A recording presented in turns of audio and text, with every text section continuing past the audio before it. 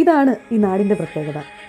ഇവിടെ മതം, ദേശം, വർഗം, ജാതി ഇങ്ങനെ ഒന്നുമില്ല. നമ്മൾ മലയാളികൾക്ക് ഒരുപക്ഷെ ഇത് പുതുമയുള്ളൊരു കാഴ്ചയല്ല. കാരണം ജനിച്ച നാൾ തൊട്ട് ഇന്നുവരെയും എല്ലാ വർഷവും നമ്മൾ കാണുന്ന ഒരു സ്ഥിരം കാഴ്ച തന്നെയാണിത്. ഉത്സവം വന്നാലും പെരുന്നാൾ വന്നാലും എല്ലാം ഒരു മനസ്സോടെ ഒരുപോലെ ആഘോഷിക്കുന്ന കുറേ മനുഷ്യരുള്ളൊരു നാട്. പക്ഷേ ഇടയ്ക്കെപ്പോഴോ ചില ബാഹ്യശക്തികളുടെ പ്രേരണയാൽ ഇതിൽ കുറച്ച് ആളുകളുടെ മനസ്സിൽ വർഗീയ വിഷം പടരാൻ തുടങ്ങി. അത് പതിയെ പതിയെ മറ്റുള്ളവരിലേക്കും എത്തിക്കാനായിട്ട് അവർ ശ്രമിച്ചു. പക്ഷേ അതിൻ്റെ ഇടയിലും ഇതൊന്നും വകവയ്ക്കാതെ എല്ലാവരും ഒന്നാണെന്ന് വിശ്വസിക്കുന്ന കുറച്ച് ആളുകളുണ്ടായിരുന്നു. അവരാണ് ഇന്നും ഈ നാടിൻ്റെ ശക്തി. ഇത് വേൾഡ് റെക്കോർഡിൽ ഇടം പിടിച്ച നമ്മുടെ കേരളത്തിൻ്റെ സ്വന്തം ആറ്റുകാൽ പൊങ്കാലയുടെ കുറച്ച് വിഷ്വൽസാണ്. 2026 ഇതിന് എന്താണ് പ്രസക്തി എന്ന് ചോദിച്ചാൽ 2026-ലും 2025-ലുമൊക്കെ കേരളത്തിനെ ഭിന്നിപ്പിക്കുന്ന രീതിയിലുള്ള കുറേയധികം സിനിമകളും വാർത്തകളും വന്നിരുന്നു. പക്ഷേ അതിൻ്റെ ഇടയിലും ഇതൊന്നും ശ്രദ്ധിക്കാതെ, ഇതിനെയൊന്നും വകവയ്ക്കാതെ കുറേയധികം ആളുകൾ സ്നേഹം വാരി വിതറാനായിട്ട് ശ്രമിക്കുന്നുണ്ട്. ഇനിയുള്ള തലമുറ ഇതൊക്കെയല്ലേ കണ്ടു വളരേണ്ടത്.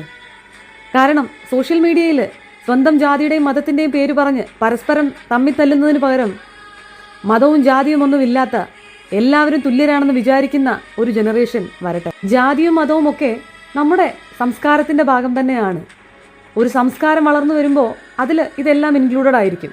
അങ്ങനെയാണ് അവിടെ വൈവിധ്യം ഉണ്ടാകുന്നത്. പക്ഷേ അതിൻ്റെ പേരിൽ തർക്കിക്കുകയും തമ്മിൽ തല്ലുകയും ചെയ്യുമ്പോഴാണ് അത് മറ്റൊരു തലത്തിലേക്ക് പോകുന്നത്. ശബരിമലയ്ക്ക് പോയിട്ട് വന്ന നമ്മുടെ മുസ്ലിം സുഹൃത്തുക്കൾ കരവണ കൊടുക്കുകയും പെരുന്നാൾ വന്നാൽ അവരുടെ വീട്ടിലേക്ക് നോമ്പ് തുറക്കാനായിട്ട് നമ്മളെ വിളിക്കുകയും ചെയ്യുന്ന നല്ലൊരു ചൈൽഡ്ഹുഡ് ഓർമ്മിക്കാനുള്ളവരായിരിക്കും നമ്മളെല്ലാവരും. ഇനിയും അങ്ങനെയൊക്കെ തന്നെ പോകട്ടെ, അതല്ലേ ഏറ്റവും നല്ലത്. സ്നേഹം എല്ലായിടത്തും എത്തട്ടെ. മതത്തിൻ്റെ പേരിൽ രാജ്യത്തുടനീളം ആളുകൾ പരസ്പരം കൊല്ലാനായിട്ട് നിൽക്കുമ്പോൾ അതിൻ്റെ ഇടയിലും പരസ്പരം സ്നേഹിക്കാനായിട്ട് കഴിയുന്നതുകൊണ്ട് മാത്രമാണ് നമ്മുടെ കേരളം എല്ലാത്തിൽ നിന്നും വ്യത്യസ്തമാകുന്നത്. രാഷ്ട്രീയ പാർട്ടികൾ സ്വന്തം സ്വാർത്ഥ താല്പര്യങ്ങൾക്ക് വേണ്ടിയിട്ട് ജനങ്ങളുടെ ഇടയിൽ മതവിദ്വേഷം കുത്തിക്കയറ്റാൻ ശ്രമിക്കുമ്പോൾ നമ്മളെല്ലാവരും ഓർക്കേണ്ട ഒരു കാര്യമുണ്ട്.